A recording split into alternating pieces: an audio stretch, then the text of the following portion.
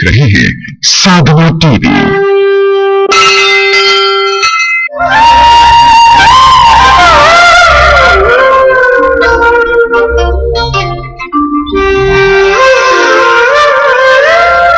गोविंद बोलो हरि गोपाल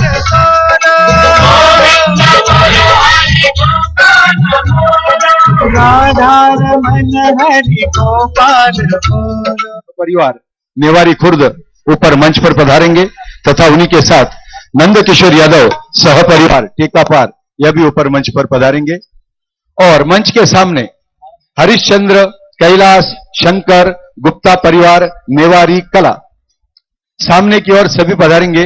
संतोष सोन कुमार नेवारी कला, मौजी साहू सांकरी भोजनालय समिति प्रभा द्वारा, छगन देशमुख सुंदरा नवागांव, योगीराज यादव नेवारी कला, श्रीमती प्रतिभा चौधरी एवं परिवार, एमएल साड़ू स्वास्थ्य कार्यकर्ता बालोद, चक्रधर राव रायगढ़, श्रीमती कुंती यादव, श्रीमती मालती यादव, श्रीमती कांति यादव, श्री आत्माराम यादव।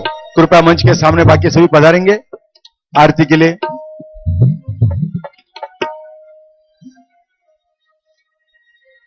आरती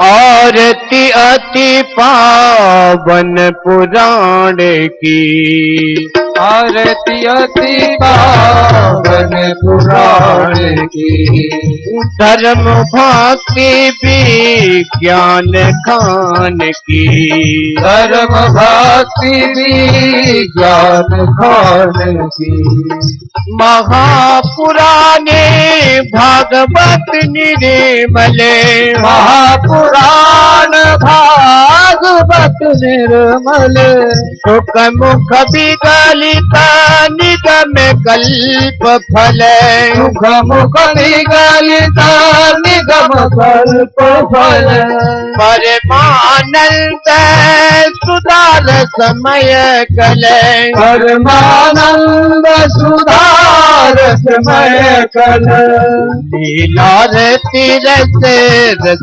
निधान की, लीला रस रस निधान की, आरती अति पावन पुराण की, आरती अति पावन पुराण की, कलिमल मथने तृप्ताप निवारिणे, कलिमल मथि नदी ताप निवारण, जन्म मृत्यु माया भव भय हारिणे, जन्म मृत्यु माया भव भय हारण, सेवत सकल सकल सुख कारिणे, सेवक सकल सुख कारिणे, शुभ औषधि हरि चरित गान की, औषधि हरि चरित गान की, आरती अति पावन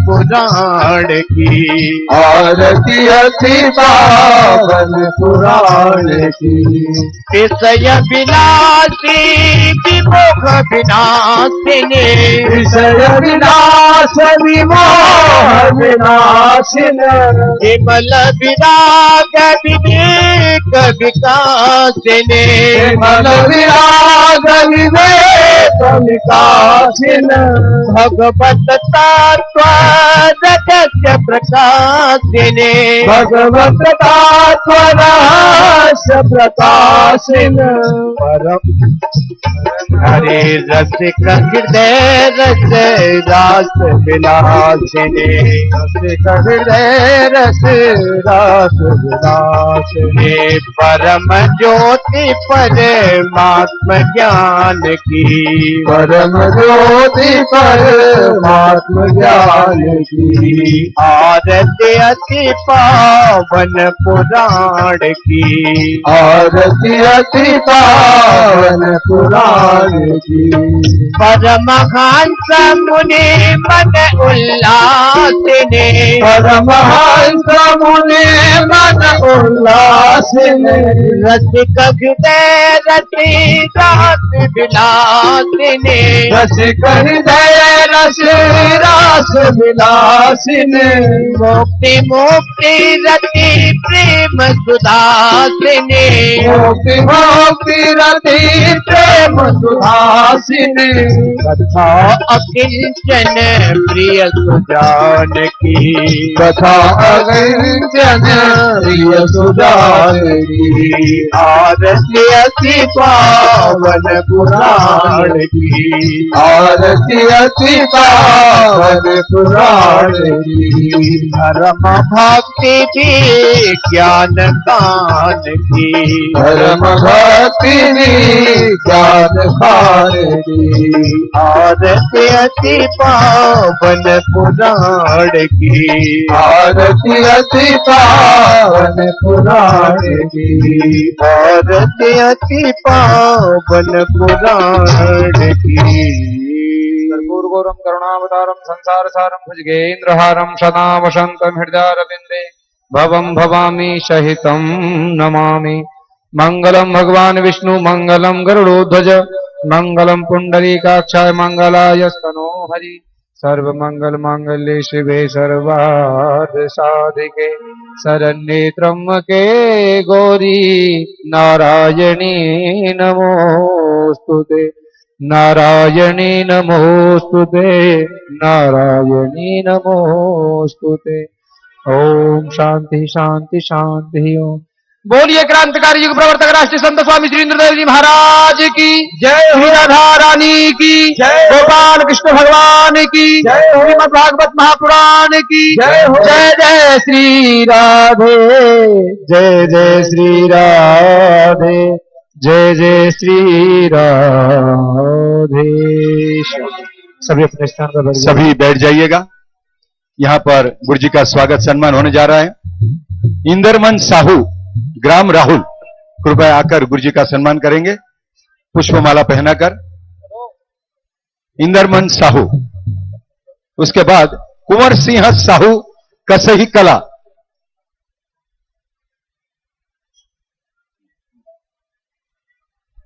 उसके बाद तुलसीराम साहू भिलई 3,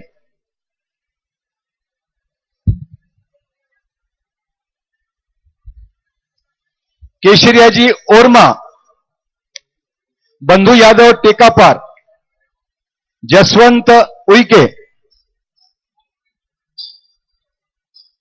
पवन यादव, लोकनाथ यादव, चक्रधर साहू रायगढ़, महेश्वर यादव एवं ML उर्वशा।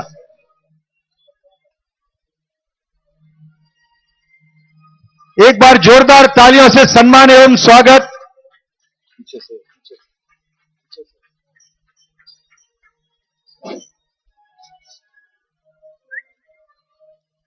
जय श्री राधे राधे। यहां पर परमपिता परमेश्वर को याद करते हुए तथा परम पूज्य प्रातः स्मरणीय वंदनीय हमारे गुरुजी को प्रणाम करते हैं। और आज इस चतुर्थ दिन में सभी भक्तों का, टेकापार ग्रामवासियों का हम आश्रम परिवार की ओर से सहृदय से उनका स्वागत करते हैं, नमो नारायण करते हैं। आज यहां पर गोदान हेतु परमानंद श्रीमती मीना देवदास टेकापार, इन्होंने 1100 रुपये दान किया है, सेवा की है, तथा पूर्णिमा नरेंद्र कुमार सिकोला, इन्होंने 1151 रुपये की सेवादान दी है। बहुत बहुत साधुवाद। एक बार इनका जोरदार तालियों से सम्मान किया जाए। देखिए, हमारे गुरुजी बहुत से प्रकल्प चलाते हैं, जिसमें गौ सेवा है, अन्नदान है, वस्त्रदान है, ग्रंथ वितरण है, भक्त निवास है, वृद्धाश्रम है, गुरुकुल है, जनरल सामान वितरण का कार्यक्रम होता है, सत्संग हॉल है एवं वृक्ष संवर्धन का भी कार्य किया जाता है। एम्बुलेंस की वहां पर सुविधा दी जाती है, भ्रूण हत्या बंद के बारे में प्रबोधन किया जाता है, सत्संग वहां पर हॉल है जिसमें सत्संग किया जाता है, एवं छोटे बच्चे शिष्यों को, बालों को सभी शिष्यों को वहां पर सुसंस्कार के रूप में उनको वेद सिखाया जाता है। हम तो कहेंगे कि सभी वेद, चारों वेद हमारे गुरुजी के मुखारविंद से मुखोद्गत है। आज तक किसी के वेद तो शायद किसी के पाठ नहीं है, मगर चारों वेद जो बनाए गए हैं वो हमारे गुरुजी के पाठ है। और इसी का आधार हम कहेंगे कि एक बार मॉरिशस के अंदर एक प्रतियोगिता लगाई गई थी और ऐसी प्रतियोगिता में 24 देशों से सभी बड़े बड़े प्रकांड पंडित वहां पर उपस्थित थे। और इन प्रकांड पंडितों के अंदर गुरुजी सबसे उम्र में छोटे थे, सिर्फ 9 साल के, और 9 साल के अंदर उनका वेद पाठ था। और ऐसों में जब उनका नंबर आया तभी सभी के सामने गुरुजी ने वेद कथन शुरू किया और सभी ने दांतों तले उंगलियां दबा ली। और उसी के अंदर उस प्रतियोगिता में गुरुजी का नंबर पहला आया, सभी इतने 24 देशों के अंदर। और उन्हें मॉरिशस सरकार ने 1 किलो स्वर्ण की श्री कृष्ण भगवान की मूर्ति तथा 31 लाख रुपए रोक देकर उनका सम्मान किया है। और हमारे भूतपूर्व जो नहीं रहे इंदिरा गांधी जी, उन्होंने भी गुरुजी का सम्मान किया है। तो ऐसे हमारे गुरुजी आज आपके सामने विराजमान है। ऐसे हमारे गुरुजी को आप तो शायद अभी अभी पहली बार ही देखा होगा, सामने साक्षात्कार मूर्ति आपके सामने बैठी है। बहुत से यहां पर भक्त ऐसे हैं जो चैनल के द्वारा, चाहे संस्कार हो, आस्था हो, साधना हो, ऐसे सभी चैनलों द्वारा बहुत से भक्त यहां पर पधारे हैं। और टेकापार ग्रामवासी आज यहां पर साक्षात उन्हीं के साथ गुरुजी का दर्शन ले रहे हैं। तो ऐसे हमारे परम आदरणीय गुरुजी आपके सामने विराजमान है और उनके मुखारविंद से हम कथा का श्रवण करने जा रहे हैं। तो ऐसे हमारे गुरुजी जो उज्जैन में कुंभ मेला लगने वाला है, वहां पर भी गुरुजी का प्रवचन होने वाला है। उज्जैन में 1 मई से 20 मई तक प्रवचन होने वाला है तथा 22 अप्रैल से 22 मई 16 तक यहां कुंभ मेला चलने वाला है। तो आप सभी से निवेदन है कि आप वहां पर पधारिए, जहां पर देवताओं द्वारा अमृत कुंभ बरसाए गए थे। वहां पर एक छींटा वहां पर गिरा जहां उज्जैन है, और उज्जैन के अंदर कुंभ मेला लग रहा है। आप सभी जन उनके वहां पर कथा करवाना चाहते हैं तो आश्रम से संपर्क कर सकते हैं और कथा कर सकते हैं। उसी के साथ 1 जून से 7 जून तक हरिद्वार में गंगा नदी के तट पर भी वहां पर कथा होने जा रही है। आप भी उसमें यजमान बन सकते हैं और कथा श्रवण भी कर सकते हैं। जिन भक्तों को यजमान बनकर पोथी बैठाना है वो 25,000 रुपए देकर यजमान पद स्वीकार कर सकते हैं, और जिन भक्तों को श्रवण करना है वह भी भक्त 15,000 रुपए देकर आप उसमें श्रवण हेतु आ सकते हैं। दोनों में आपकी व्यवस्था, 2 जन की व्यवस्था वहां पर होगी आश्रम की ओर से, खाने पीने की तथा रहने की। हर 1-2 व्यक्ति की वहां पर व्यवस्था हो सकती है। तो ऐसे में आप जल्द से जल्द पधारे और आप अपना जीवन भी अमृत तुल्य कर लीजिए। और मैं कहूंगा जिन भक्तों को कुछ हमारे आश्रम से संपर्क करना चाहते हैं वह संपर्क के लिए आप नोट कर लीजिए। एक मिस कॉल कीजिएगा तो आपको पूरी जानकारी मिल जाएगी। मिस कॉल के लिए मैं नंबर कहता हूं, कृपा करके नोट कर लीजिएगा। 02262116606। हमारे आश्रम के पूरे मालूमात के हेतु फिर से एक बार मैं आपको नंबर कहूंगा, मिस कॉल कीजिएगा 02262116606। कृपया संपर्क करने के लिए यह नंबर डायल कीजिएगा, पूरी जानकारी आपको मिलेगी। एक बार जोरदार जयकारा लगाते हैं और गुरुजी के चरणों में चलते हैं। बोलिए युग प्रवर्तक क्रांतिकारी राष्ट्रीय संत श्री श्री 1008 धर्म सम्राट यज्ञपीठाधीश्वर विद्या वाचस्पति महंत श्री इंद्रदेवेश्वरानंद सरस्वती जी महाराज की जय। राधा रानी की जय। गोपाल कृष्ण भगवान की जय। जय जय श्री राधे श्याम। चलते हैं गुरु जी के चरणों में।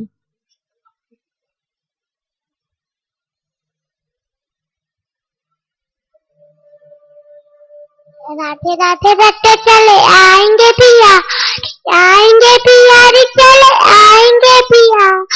राधे राधे। बहुत बहुत धन्यवाद, साधुवाद। चलते हैं।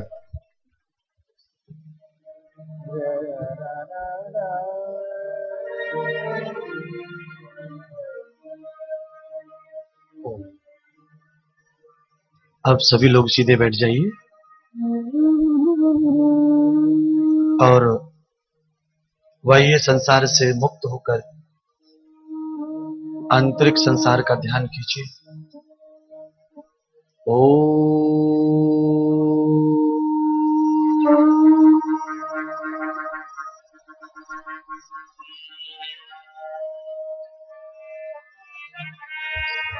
श्री परमात्मने नमः।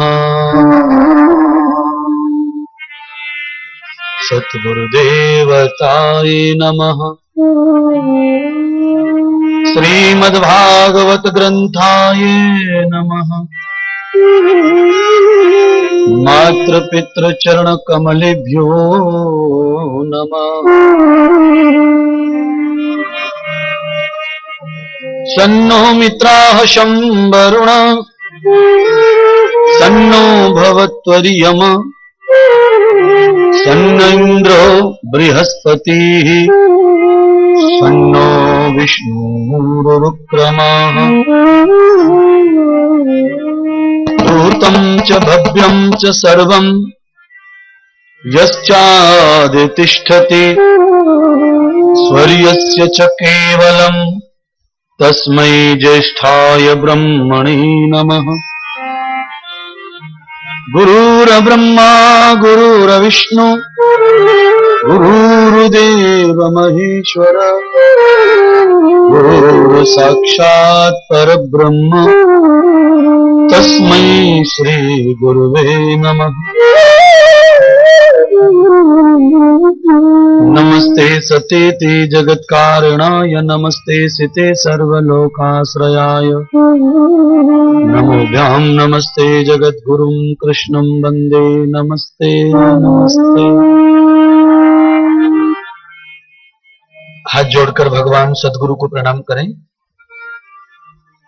बार बार वंदना हजार बार वंदना प्यारे सतगुरु जी को बार बार वंदना। बार बार वंदना हजार बार वंदना प्यारे सतगुरु जी को बार बार वंदना। बार बार वंदना हजार बार वंदना। बार बार वंदना हजार बार वंदना प्यारे सतगुरु जी को बार बार वंदना। प्यारे सतगुरु जी को बार बार वंदना। प्यारे सतगुरु जी को बार बार वंदना। गुरुदेव गुरुदेव गुरुदेव गुरुदेव गुरुदेव गुरुदेव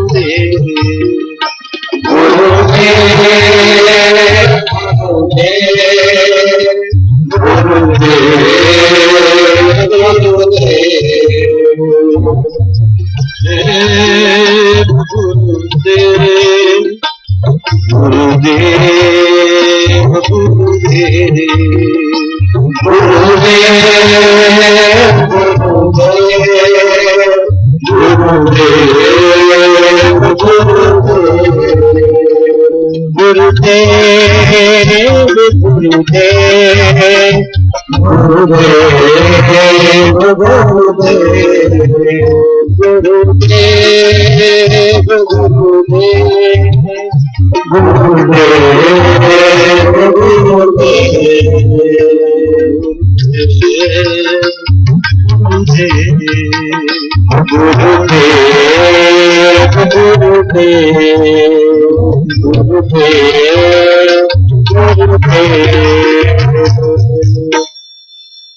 सद्गुरु भगवान के चरणों में बंधन।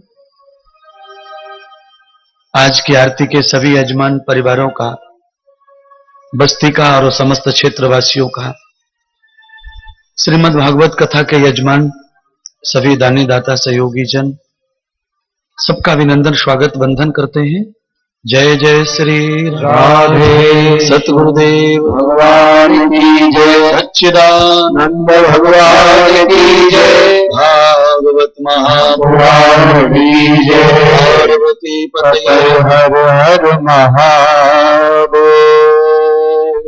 बोलिए क्रांतिकारी प्रवर्तक राष्ट्रीय संत स्वामी श्री इंद्रदेव जी महाराज की जय हो। राधा रानी की जय हो। गोपाल कृष्ण भगवान की जय हो। भागवत महापुराण की जय हो। जय जय श्री राधे श्याम। आज चौथा दिन भागवत का हमें भगवान ने प्रदान कर दिया। जो जो पग आगे बढ़े कोटिन यज्ञ समान। एक दिन हमारा भगवान के सत्संग का, हमारे पुण्य का एक और प्रकाश हमें दर्शन हुआ और ऐसा अनुभव होगा कि जरूर हमारे कुछ अधिक पुण्य हैं, जो दुर्लभ कठिन काम भी हमारे जीवन में सरल होते जा रहे हैं। और जो अनुष्ठान भागवत का 7 दिन का है, अगर ये पूरा हाथ लग गया तो समझ लो आपने भगवान के चरणारविंद सद्गुरु की कृपा को प्राप्त कर लिया। अच्छा समय, अच्छे लोग, अच्छे विचार बहुत कम जीवन में आते हैं। अच्छे विचार आते हैं तो समय अच्छा नहीं रहता, हमें सुनने को नहीं मिलता। और कभी कभी हमें सुनने को मिलता है तो अच्छे लोग नहीं होते, इसलिए हमारा कर्म जो है अधूरा होता जाता है। आज हरि कथा, संत मिलन, भक्त, सब चतुर्भुत चारों तरफ से योग आए हैं हमारे जीवन के अच्छाई और सुखों के। मुझे ये पता नहीं है कि आप इससे भी ज्यादा और कहां सुख लेते होंगे, पर हमें इतना मालूम है कि जगत के सारे सुख एक तरफ और भागवत प्रवचन का सुख एक तरफ। भागवत में ऐसा उदाहरण आता है। भगवान सुखदेव राजा परीक्षित को श्रीमद् भागवत की कथा सुनाने के लिए जब बैठे तो देवताओं को ऐसा लगा कि हमारा स्वर्ग चला जाए, पर सुखदेव के मुख से कथा हमें मिल जाए भगवान की। और रख दी लाके स्वर्ग सुखदेव के चरणों में। सारे देवता राजा परीक्षित को मना रहे हैं, हे सम्राट, तुम्हारा पाप भी हमें दे दो और तुम्हारा श्राप भी हमें दे दो, और उसके बदले स्वर्ग ले लो, पर भागवत कथा हमें सुनने दो। ये मौका हमें दीजिए। राजा की समझ में नहीं आ रहा कि ऐसा क्या है भागवत कथा में जो देवता मेरा श्राप भी लेना चाहते हैं, मेरा पाप भी लेना चाहते हैं और अपना स्वर्ग देना चाहते हैं। जिस स्वर्ग में जाने के लिए बड़े बड़े महापुरुष दान, यज्ञ, कथा, न जाने क्या क्या पुराण करते हैं, क्या क्या पुण्य करते हैं। जो स्वर्ग नसीब नहीं है भाग्यवानों को भी, वो स्वर्ग देवता ऐसे ही दे रहे हैं। धरिए तुला एक अंग,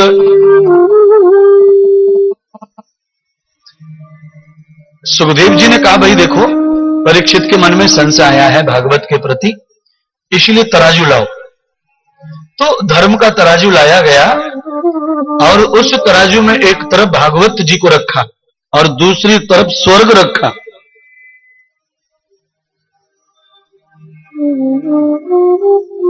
सूत जी ने शौनक ऋषि आदि को बताया कि भागवत इतनी भारी हो गई कि कि स्वर्ग फूल की तरह उठ गया।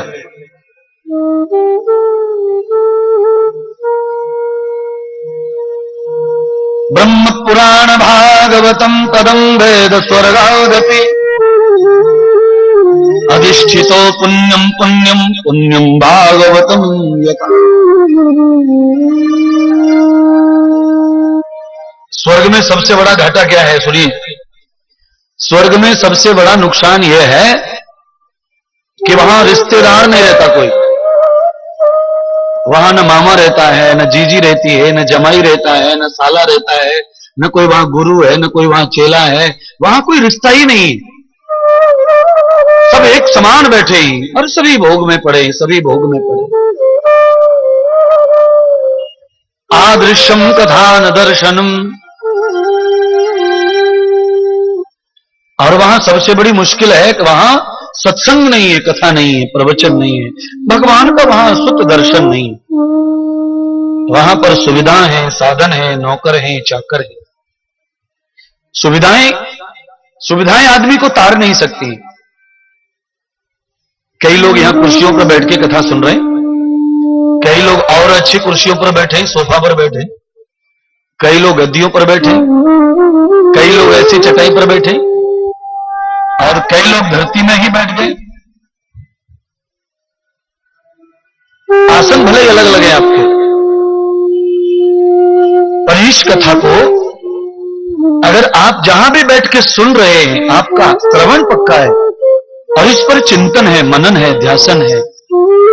3 दिन की कथा जो सुन ली और सुनकर उस पर अमल किया है, आचरण किया है, उस पर प्रोसेस की, प्रैक्टिकल किए, एक्टिविटियां की, तो फिर ये कथा कहीं भी बैठकर आपको कल्याण करेगी, पुण्य देगी और आपकी झोली भरेगी।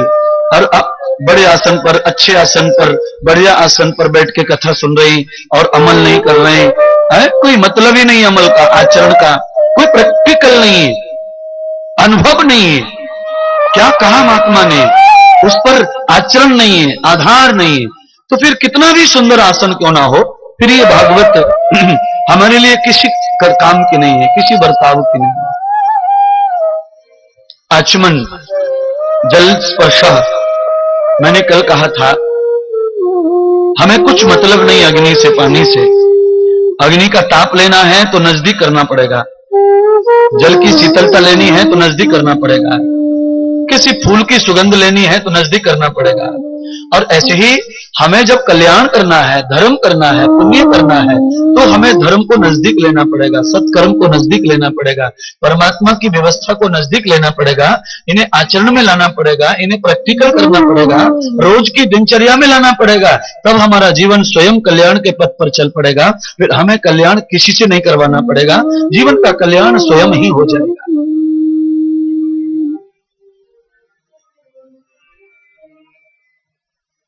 मैंने 7 दिन का तो चैलेंज दिया है भागवत पर विश्वास करके, क्योंकि सुखदेव जी ने राजा परीक्षित को चैलेंज किया था कि अब तुम भागवत की शरण में आ गए हो, अब तुम्हें काल नहीं डसेगा। हर चीज टल जाती है, हर चीज टल जाती है, अगर कुछ नहीं टलता है तो वो है मृत्यु काल। श्रीमद् भागवत कथा कह रही है तदम कालम न व्यादितम रक्षिताम महाकाल सुतम। अरे काल बहुत छोटा होता है और जो रक्षा करने वाला महाकाल है, जो शिव है, वो बहुत बड़ा है। मारने वाले से बचाने वाले का धर्म बड़ा होता है, स्थान ऊंचा होता है। भूख लगना बड़ी बात नहीं है, पर पेट भरना बड़ी बात है। प्यास लगना बड़ी बात नहीं है, पानी मिलना बड़ी बात है। जन्म लेना बड़ी बात नहीं है, जन्म को सफल करना बड़ी बात है। जन्म तो कौन कौन नहीं ले रहे, कुत्ता, बिल्ली, सुअर, गधा, घोड़ा, ये सब जन्म ले रहे और सब खा रहे, पी रहे, मौज मस्ती मार रहे। हाँ, जन्म लेना कोई बड़ी बात नहीं है, पर अधिष्टम जन्मोक्त सफलम, जन्म जिसने सफल कर लिया वही बड़ी बात है। इसलिए श्रीमद् भागवत की कथा कह रही है तदम भागवतम निरक्षक पुण्यम तदफलम। भागवत का पुण्य फल ही आदमी के जीवन की सफलता की पूंजी है। जो व्यक्ति भागवत कथा सुनता है, श्रवण करता है या करवाता है या भागवत में सहयोग करते हैं, समय का, धन का, शरीर का, मन का, बुद्धि का, चित्त का, प्रेम का, अनुराग का कोई भी व्यवस्था करते हैं तो भागवत कथा तुम्हारी हो जाती है, उसे तुमसे कोई छिना नहीं सकता। कई लोगों ने दान किया है, भागवत में सहयोग किया है, बहुत बड़ा खर्चा है, भागवत भाई हो जाए, कम खर्चा हो रहा है, सहयोग कम है तो और करना चाहिए। ये क्या है, तुम्हारी हो जाएगी कथा। इस कथा को चाहे जो भी लाया हो, इस कथा को चाहे जिसने सिर पर रखा है, पर ये कथा सबकी है। भागीरथ गंगा अकेले लेके आए, सारा जगत गंगा का आनंद उठा रहा है। ये ज्ञान गंगा है, भागवत गंगा है, इसे कोई भी सिर पर उठा के लाए, पर सारे जगत का अधिकार है, इसे सब लोग ग्रहण करें, इसका अमृत पान करें और अपने जीवन का कल्याण करें। जैसे भागीरथ जी को लाखों वर्ष हो गए गंगा को लाए हुए, फिर भी लाखों वर्षों के पश्चात भी भागवती भागीरथी गंगा सबका जीवन तार रही है, सबके जीवन को हरियाली कर रही है, सबके जीवन में फूल पल्लव उग रहे हैं, सबके हरे भरे खेत हो रहे हैं, सबका जीवन शुद्ध विशुद्ध हो रहा है और कन कन कन कन कन कन कन बह रही है और सागर में जाके मिल रही है, बिना किसी तकलीफ के पुरुषार्थ कर रही है।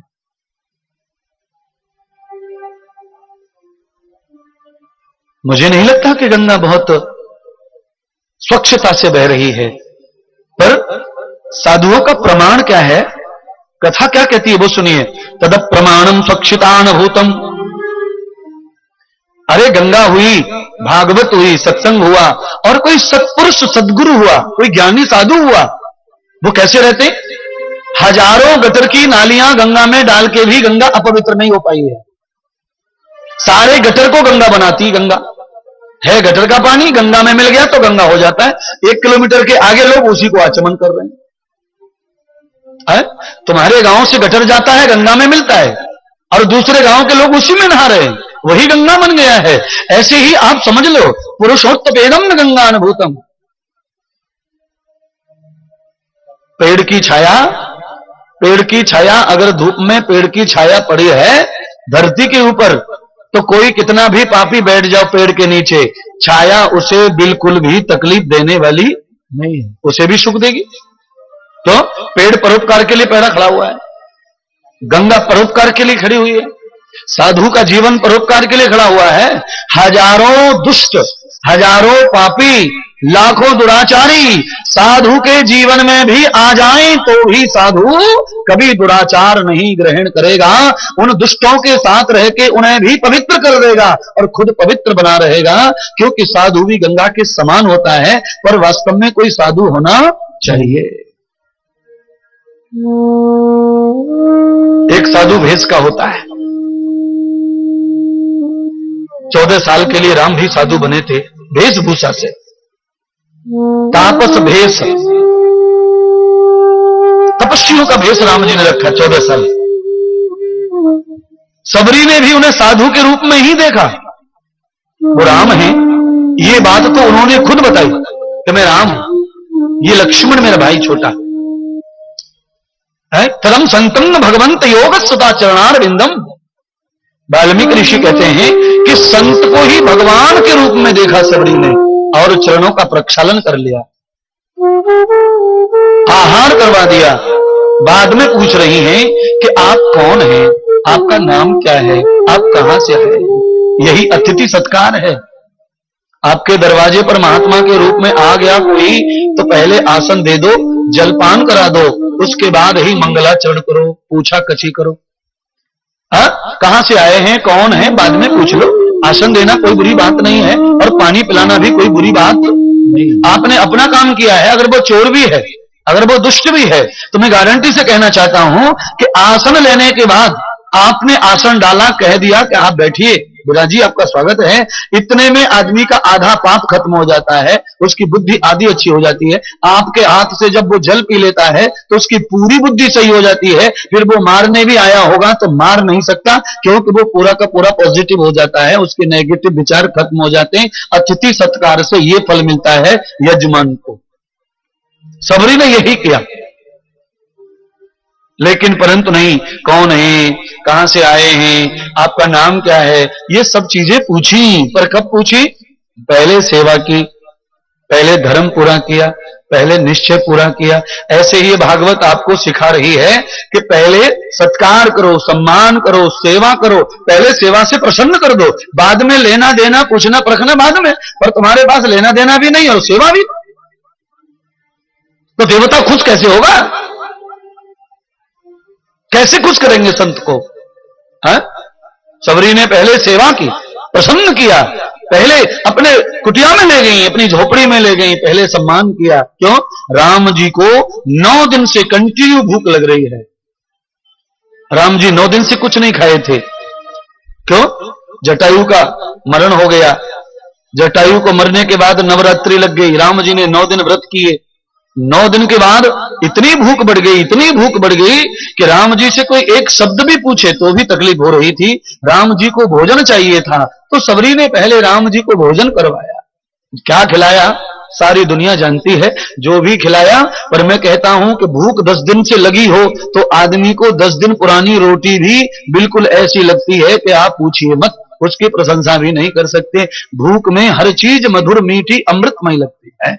राम जी ने उन बेरों को भी खा लिया जो सूखे पड़े थे डलिया में। क्यों? भूख। भूख में बिल्ली अपने बच्चे को खा जाती है। भूख तो इतनी खतरनाक वस्तु है। आज राजा परीक्षित ने जो अपराध किया, जो पाप किया, उसका कारण ही प्यास भूख है। अगर प्यास नहीं लगती तो राजा साधु का अपमान नहीं करता। इसीलिए केवी सदगुरु के पास, इसीलिए शास्त्र कहता है तदम गुरु भातान कन्याम अधिष्ठितो बुद्धिमतान ज्ञानम। अरे गुरु के पास जाइए और पहले गुरु मंत्र लेकर पहले ज्ञान लो, गुरु का सत्संग लो। क्यों? गुरु का सत्संग, गुरु का ज्ञान व्यक्ति के जीवन को ऐसी व्यवस्थाओं से बचाता है। आज अगर राजा परीक्षित को गुरु होता तो राजा परीक्षित कभी भी प्यास से व्याकुल नहीं होता। प्यास पानी के बगैर बुझा सकता था राजा, बिना पानी के आप प्यास बुझा सकते हैं? नहीं। पर सुनिए, महीनों महीनों भर पानी नहीं मिलता। बाउंड्री पर, देश की सीमाओं पर युद्ध जब चलते हैं, महीनों तक पानी नहीं मिलता। और मुझे दूसरों की नहीं, पर भगवान श्री राम के पास वो विद्या है, भरत शत्रुघ्न के पास वो विद्या है, और मेरे पास भी है वो विद्या। कौन सी विद्या? बिना पानी के भी महीनों रह सकते हैं हम लोग। मैं रह सकता हूं, और मैं तो महीनों, हर साल महीने भर रहता ही हूं बिना पानी के। आदर्शम न भाग भूतम। केवल मैंने 3-4 वर्ष से ये व्रत नहीं किया, उससे पहले लगातार 97 से लेकर 2010 तक निरंतर में ये पयोव्रत कर रहा था। अधिष्ट व्रत, अतिबलाव्रत व्रत, और बड़े बड़े बीहड़ जंगलों में जाकर ये व्रत करता था। श्रावण का महीना पूरा 1 महीने जल के बगैर रहना, और कुछ नहीं, जैसे के तैसे व्रत से खड़े होकर दूसरे दिन कथा शुरू। अरे ये तप है, ये गुरु से मिलता है। धीरे धीरे धीरे धीरे सीख सीख कर एक आदमी धीरे धीरे सीख कर जैसे चंद्रमा पर चढ़ गया है, मंगल ग्रह पर चढ़ा गया है, ऐसे ही आप धीरे धीरे खाने के बगैर भी अच्छे रह सकते हैं, पानी के बगैर भी अच्छे रह सकते हैं। पर जब तक भोगों की आदत है तब तक बिना भोगों के सुख नहीं मिलेगा। धीरे धीरे रे मना धीरे सब कुछ होत, और माली सींचत 100 घड़ा समय आत फल होत।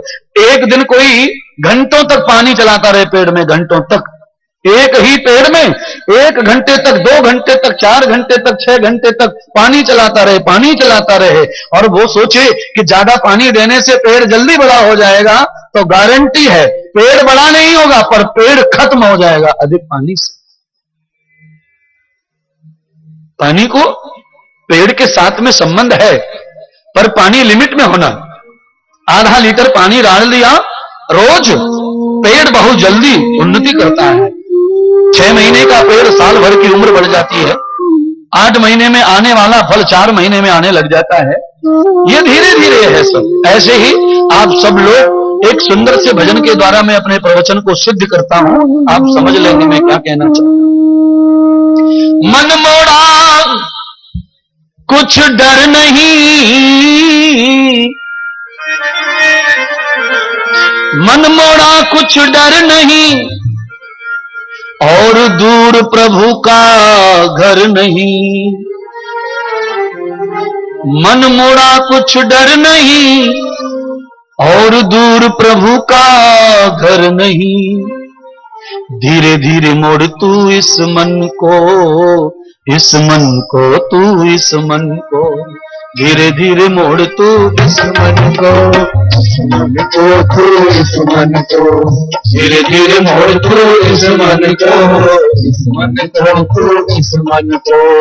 मन मोड़ा कुछ डर नहीं, मन मोड़ा कुछ डर नहीं, और दूर प्रभु का घर नहीं। धीरे धीरे मोड़ तू इस मन को, इस मन को तू इस मन को, धीरे धीरे मोड़ तू इस मन को, इस मन को तू इस मन को।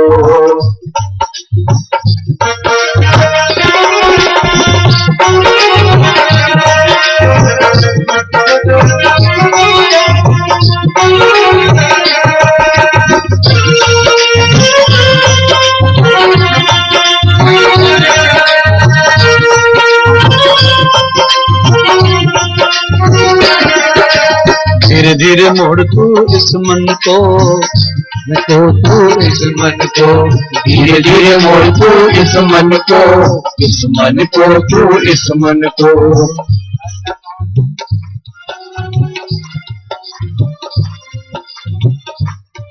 अच्छा बताइए, गाड़ी ज्यादा स्पीड में हो और झटके से मोड़ दे तो क्या हो जाता है? चलो गाड़ी बड़ी बात है, आप अपनी गर्दन को झटके से पीछे करके बताओ। अभी हॉस्पिटल जाना पड़ेगा और बड़ा प्लास्टर लगवा के आना पड़ेगा। धीरे धीरे धीरे धीरे धीरे धीरे धीरे धीरे धीरे धीरे मोड़ तू इस मन को, मन को तू इस मन को। हाँ मन मोड़ा कुछ डर नहीं, मन मोड़ा कुछ डर नहीं, दूर प्रभु का घर नहीं। भाई मन मोड़ा कुछ डर नहीं, दूर प्रभु का घर नहीं। धीरे धीरे मोड़ तू इस मन को, इस मन को तू इस मन को। और धीरे धीरे मोड़ तू इस मन को, इस मन को तू इस मन को।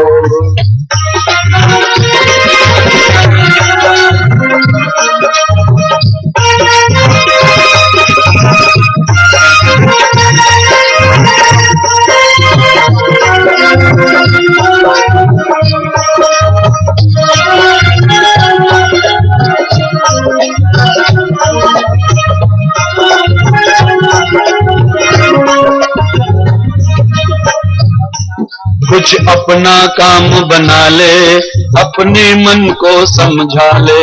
कुछ अपना काम बना ले, अपने मन को समझा ले। कुछ अपना काम बना ले, अपने मन को समझा ले। कुछ अपना काम बना ले, अपने मन को समझा ले। बेईमान है नादान है, बेईमान है नादान है। कौन? आप बताओ कौन बेईमान है? बेईमान है नादान है, बेईमान है नादान है। गफलत ऐसी कर नहीं, गफलत ऐसी कर नहीं, दूर प्रभु का घर नहीं। दूर प्रभु का घर नहीं। धीरे धीरे मोड़ तू इस मन को, इस मन को, इस मन को। धीरे धीरे मोड़ तू इस मन को, इस मन को तू इस मन को। धीरे धीरे मोड़ तू इस मन को, इस मन को तू इस मन को।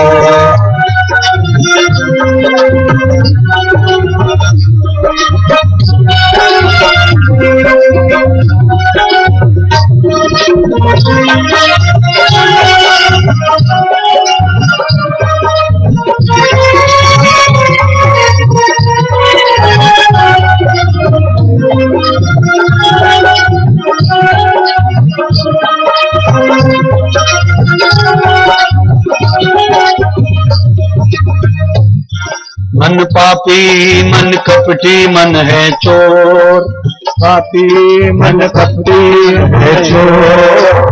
कहते आए ऋषि मुनि सब लोग। पापी मन कपटी,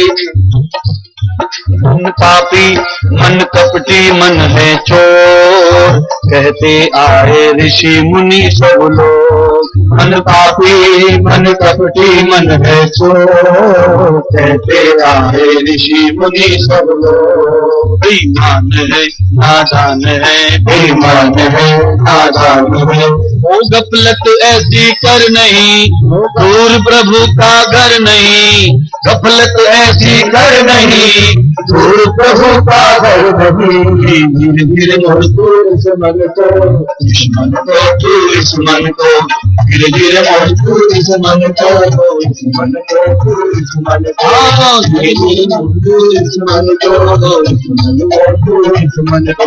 मन मोड़ा कुछ डर नहीं, मन मोड़ा कुछ डर नहीं, दूर प्रभु का घर नहीं।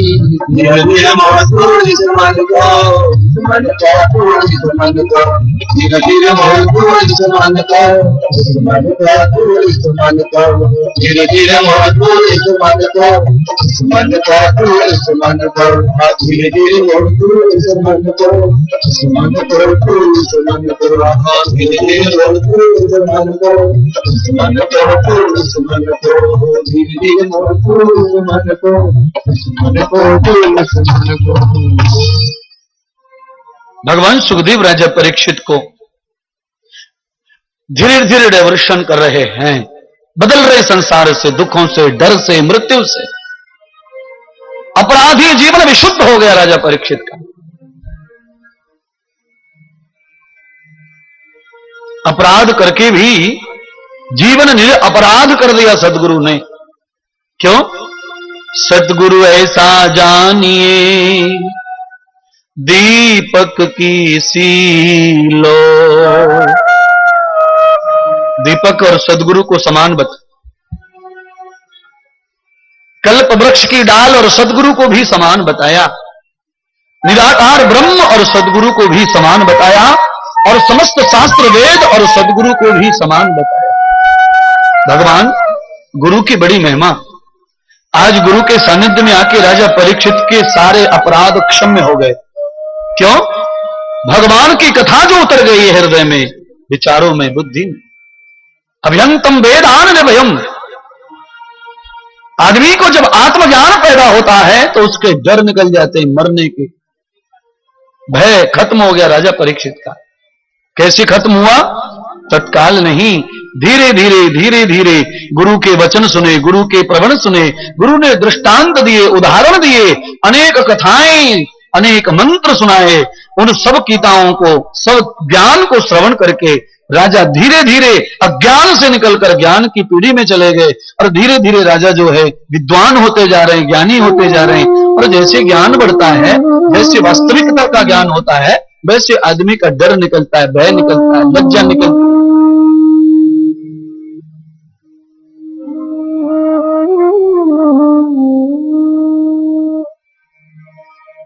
आज ऐसी कथाएं भगवान सुखदेव जी राजा परीक्षित को सुनाते हैं।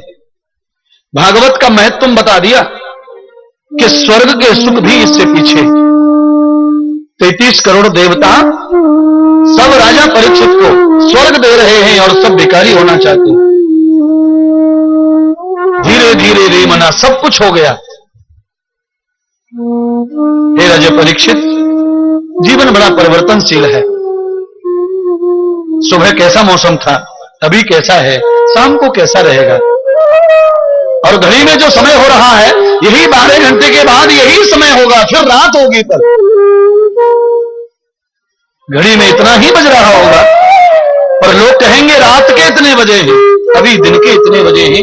ये सृष्टि चक्र, संसार बदलता है, परिवर्तन करता है। जो दुल्हन बनकर आई थी वो आज बुढ़ियां हो गई है, दादियां हो गई है। ये परिवर्तन हो गया संसार का। है तो बहू, पर सास बन गई है। घर में 4 बहू आ गई, ये भी बहू बनकर आई थी। यौवन जवानी से भरा हुआ था, शरीर में लहरें दौड़ रही थी, तरंगें दौड़ रही थी, ज्ञान की, तप की, जप की, ब्रह्मचर्य और तपस्या की। आज सब नष्ट हो गया, सारा जीवन खोखला हो गया है। इतना परिवर्तन संसार में होता है। इसलिए आदर्श भागवत का जीवन को प्रमाण करता है, उद्धार करता है। हे मानव, अपने जीवन में परिवर्तन को सीख ले और परिवर्तन को समझ ले, परिवर्तन धारण कर ले और संयम कर ले परिवर्तन को। आ रहे हैं परिवर्तन जो तेरे जीवन में भी आएगा। हे राजा परीक्षित, आज दुख है कल सुख है, कल सुख था आज दुख है। ये रात और दिन तो चलता रहेगा, क्योंकि ये कभी समाप्त नहीं होता है। दुख और सुख सब बादल की छाया की तरह हैं, आते और जाते रहते हैं, ये हमेशा कभी नहीं रहते।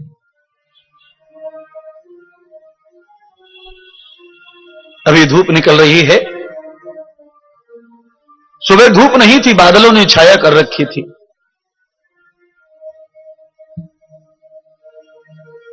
सुख दुख बादल की छाया।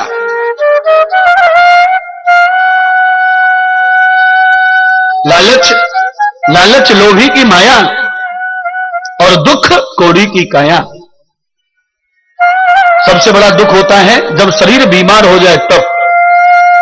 बाकी और कोई दुख संसार में नहीं रहता। शरीर में कोई व्याधि, कोई उपाधि, कोई रोग लग गया तो ये जरूर ऐसा दुख है कि जीवन भर कभी कभी भोगना पड़ता है। कई लोग भोग रहे हैं, कई लोगों को ब्लड प्रेशर की बीमारी है, कोई लो होता है कभी हाई होता है, कई को मधुमेह या शुगर की बीमारी है, कई को थायराइड वगैरह है, कई को अस्थमा है, सांस की दमा की बीमारी है। ऐसी बीमारियों के नाम ले रहा हूं, ये कभी नहीं जाती, मृत्यु पर्यंत हमेशा औषधि मांगती हैं। कई लोग जीवन भर औषधि खाते हैं, ये जरूर दुख है। क्यों?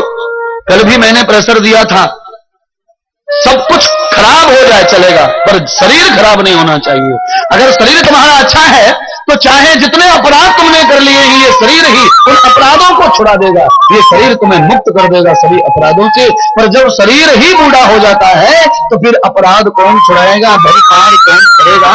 अगर तुम्हें नदी पार करनी है तो शरीर की जरूरत है, अगर तुम्हें दौड़ना है तो शरीर की जरूरत है, अगर तुम्हें मजदूरी करनी है तो शरीर की जरूरत है, अगर तुम्हें कंप्यूटर चलाना है तो शरीर की जरूरत है। बिना शरीर के संसार में आदमी एक भी कर्म कर नहीं सकता।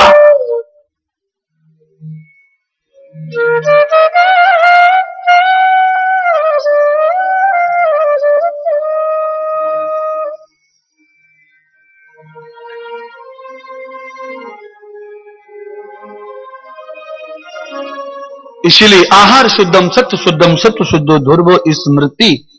हे राजा परीक्षित, ये जो संस्कृत मैंने बोली है ये पतंजलि ऋषि कहते हैं योग दर्शन शास्त्र में।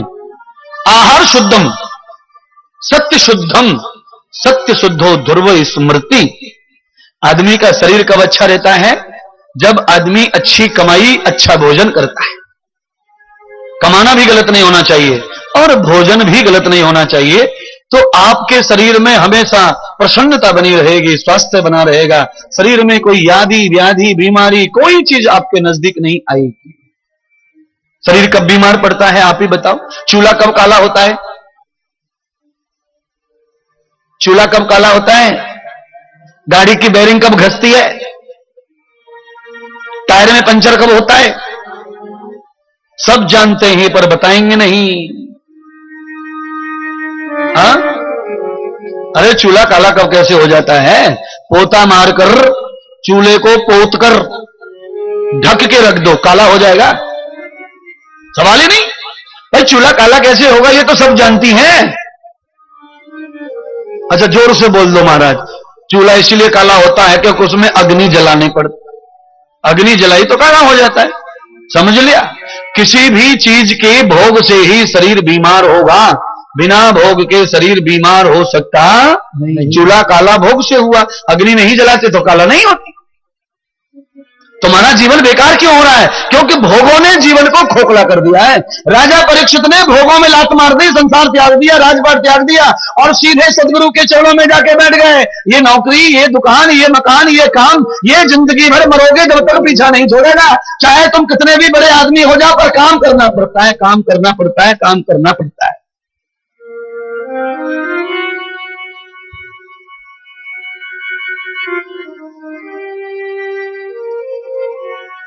जब तलक है जिंदगी फुर्सत न होगी काम से, कुछ समय ऐसा निकालो प्यार कर लो राम से। अरे कभी कभी साल 10 साल में है, आप में से कई लोग तो ऐसे हैं जिनको पहली बार ही पुराण सुनने को मिल रही है, कई लोग ऐसे हैं जो सालों से नहीं कथा सुन रहे, कई लोग ऐसे हैं जो छोटे मोटे पंडितों की सुनते भी रहते हैं, कई लोग हैं ऐसे जिन्होंने कभी नहीं सुना है, जिन्हें अभी जागृति आई है, भगवान अभी लेके।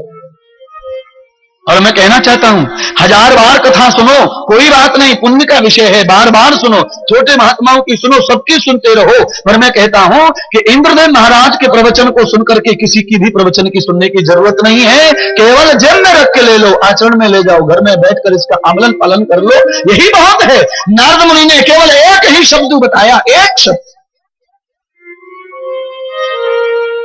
शब्द, नारद मुनि का एक शब्द एक डकैत को ब्रह्म ऋषि बना देता है। नारद मुनि का एक प्रवचन, नारद मुनि का एक प्रवचन, एक शब्द ही एक डकैत को ब्रह्म ऋषि बना देता है, ब्रह्म ऋषि। देख लो, मैंने तो करोड़ों शब्द सुना दिए 4 दिन में, नारद मुनि के एक शब्द ने एक डाकू को ब्रह्म ऋषि बना दिया। भगवान बुद्ध के एक सत्संग ने, एक दिन के प्रवचन ने भगवान के बुद्ध के सबको महात्मा बना दिया, महात्मा, भिक्षु बना दिया, भिक्षु।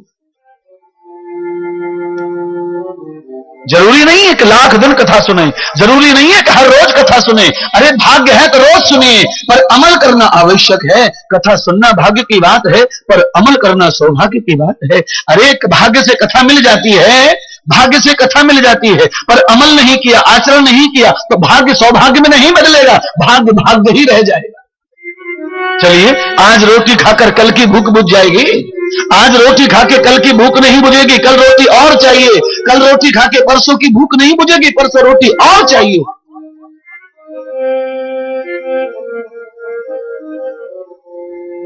जन्मम वृथा न जन्मम कथा जन्मम श्रुति नवादितम यदो जन्मम पुण्याः पुण्याः जन्मम श्रुति मृतम। मरते समय तक भी श्रुति कान में जानी चाहिए। इसीलिए कई घरों में जब 6 महीने 7 महीने से कोई खटिया में पड़े पड़े सड़ रहे होते मरने के लिए, पर मौत नहीं आती है, तो लोग क्या करते हैं, पंडित जी को बुला करके वहां मंत्र जाप करवाते हैं कि इनके प्राण निकल जाएं, फिर गौदान करवाते हैं, प्राण निकल जाएं, फिर गंगा जल पिलाते हैं, प्राण निकल जाएं, फिर तुलसी का पत्ता मुंह में डालते हैं, प्राण निकल जाएं। क्यों? अंतिम गता श्रुति मतः। अंतिम समय आदमी के कान में श्रुति चली जाए, मंत्र चला जाए, श्लोक चला जाए, कोई भजन कीर्तन चला जाए, उस समय भी उसे गति मिल जाती है, उसे सदगति हो जाती है। इसीलिए भाई और बहनों, जरा मुझे ये बताओ, हाथ पे लिख दो, हाथ पे लिख लो, हाथ पे पेन से, और लिख के अपनी तारीख बताओ मरने की, कौन सी तारीख को मरोगे?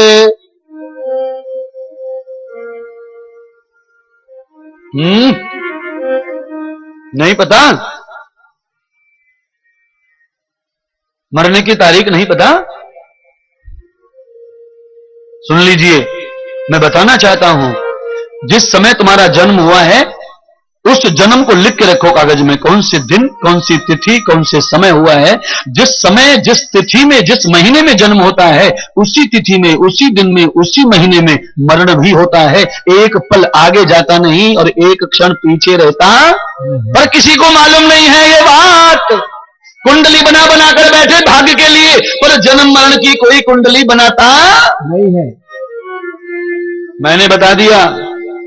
अब जो टीवी के माध्यम से पंडित लोग सुन रहे होंगे, अब वो लिखना शुरू करेंगे जन्म मरण के बारे में भी, कि जिस दिन जन्म होता उसी दिन मरण होता है।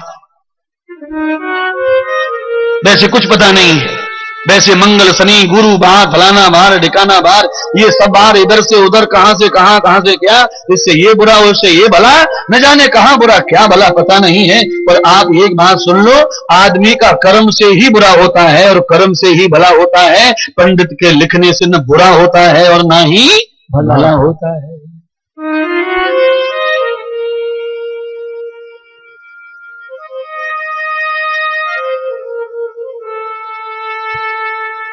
पंडित वो लिखता है जो पत्रा में होता है, पंचांग में होता है। पंडित को अपने खुद का कोई तप नहीं है, कोई ज्ञान नहीं है, कोई ब्रह्म जाता है नहीं। क्या है? कर्मकांडी है। क्या जानता है? जितना जानता है उतना लिख देता है। इस भाग्य विधाता परमात्मा ही जानता है, बस और कोई कुछ नहीं जानता है। पर हम आपको भागवत के माध्यम से ये बताना चाहते हैं कि कर्म ही और कुछ नहीं है संसार में। रामायण क्या कहती है? कर्म प्रधान